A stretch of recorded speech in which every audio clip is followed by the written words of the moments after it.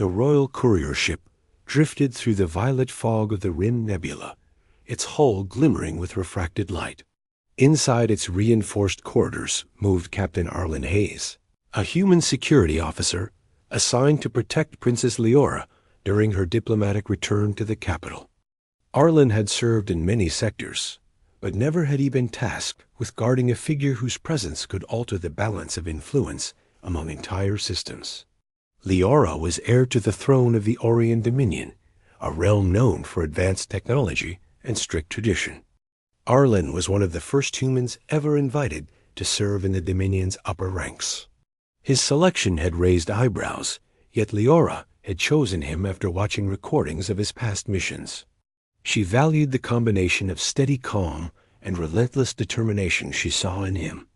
Arlen responded to her trust with unwavering loyalty.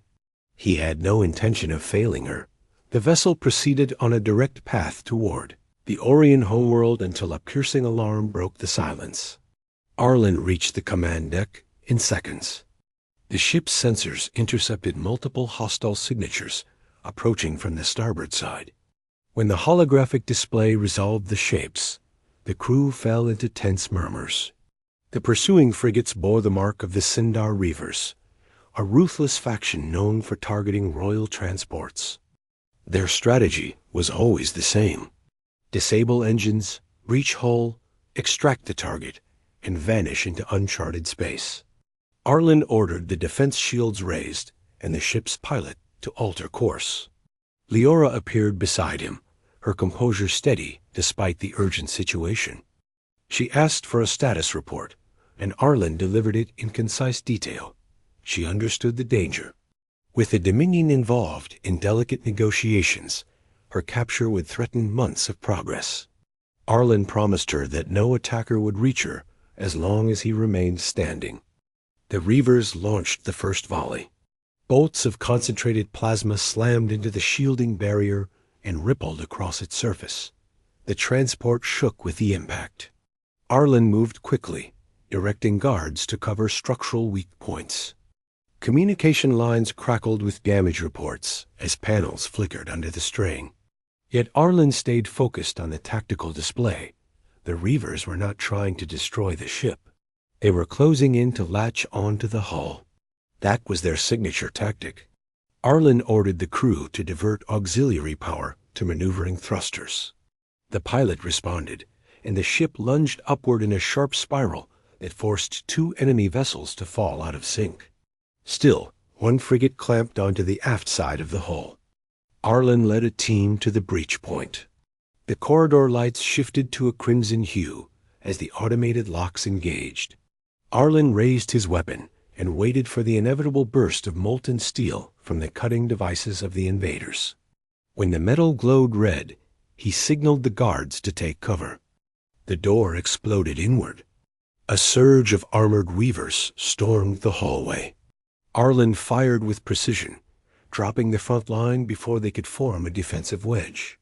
The guards followed his lead. Despite the disadvantage, Arlen pushed forward. The Reavers were fierce, but Arlen fought with the calm intensity for which he had become known.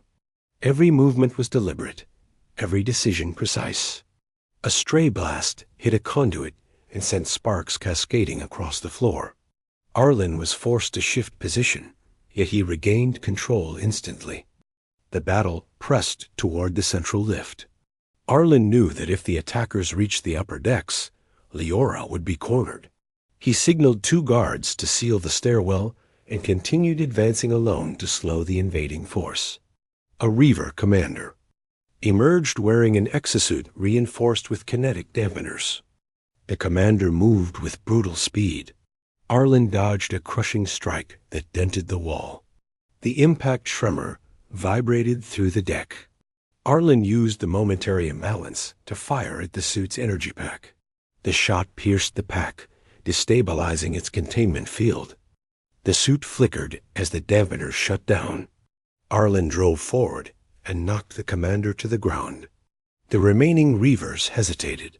Arlen pressed the advantage and forced them back toward the breach point. When the final attacker retreated, to the frigate, Arlen sealed the door and vented the docking corridor, releasing the damaged frigate into the void. The transport resumed its path, but Arlen suspected the Reavers were not finished. Their strategy often involved multiple waves. He returned to the command deck and confirmed his suspicion. Long-range scans detected a second group of hostile vessels emerging from behind the nebula's magnetic ridge. These ships were larger and equipped with boarding tubes capable of bypassing standard defenses. Leora sensed the tension in the room. She approached Arlen and placed her hand lightly on the railing beside him. She asked if evacuation was possible. Arlen shook his head. The hostile formation controlled the surrounding sector. Any escape craft would be intercepted. Their only chance was to reinforce internal defenses and prepare for another confrontation. The second attack struck with greater intensity. The larger ships fired ion disruptors that destabilized shielding matrices. The transport's lights flickered as systems overloaded. Crew members worked frantically to reconfigure circuits. Arlen coordinated defensive squads across multiple decks. The hull trembled as boarding tubes latched onto 3 separate sections. Arlen ordered the guards to focus on the closest breach near the royal chamber. He instructed Leora to remain in the fortified inner room, though she protested. She wished to stand beside the crew to show solidarity. Arlen understood her resolve, but insisted she remain secured. Her safety was not symbolic. It was essential. She agreed reluctantly. Arlen sprinted toward the breach near the royal chamber. Plasma fire echoed through the corridor. Reavers poured through the opening. Arlen met them head-on. His uniform was scorched from earlier blasts. His arms ached from repeated impact shocks. Yet he refused to slow his pace. He fought with a controlled ferocity that made the invading soldiers falter. He dodged their strikes and used their momentum against them. Guards rallied behind him, inspired by his unwavering stance. Together they held the line. Still, the attackers were relentless. More Reavers forced their way into the ship. Arlen realized they intended to overwhelm by sheer numbers. He issued a final defensive order for the guards to form a bottleneck around the chamber door. Arlen broke through the front line of Reavers and advanced deeper into the breach. His goal is to disable the enemy's boarding tube controls. If he could sever their connection, the attackers would lose their entry point. He reached the control module, but found it guarded by 2 heavily armored soldiers. Arlen engaged them without hesitation. The first swung a serrated blade. Arlen blocked with his forearm shield and countered with a strike to the soldier's visor, cracking the reinforced glass. The second attacker fired at close range. Arlen rolled aside and returned fire. Both soldiers fell, but the exchange left Arlen wounded. A plasma graze burned across his side. He gritted his teeth and overrode the boarding system. The tube detached and drifted away from the hull dot, however. Another breach had already advanced too far. Alarms blared through the ship as a Reaver elite unit approached the royal chamber. Arlen forced himself to continue despite the pain.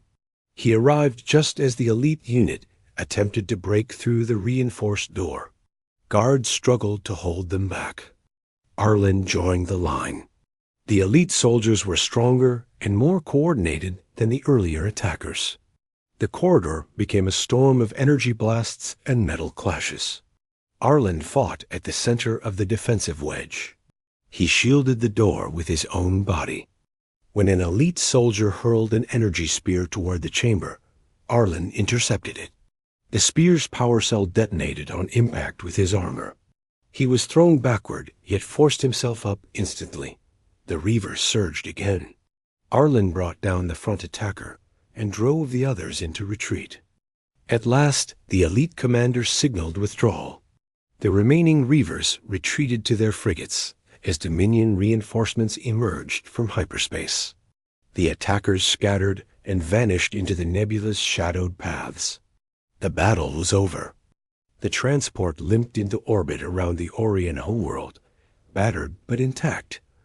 Arlen collapsed as the adrenaline faded. Medics rushed him to the infirmary. Leora followed closely. She watched as the physicians removed charred armor pieces and treated his injuries.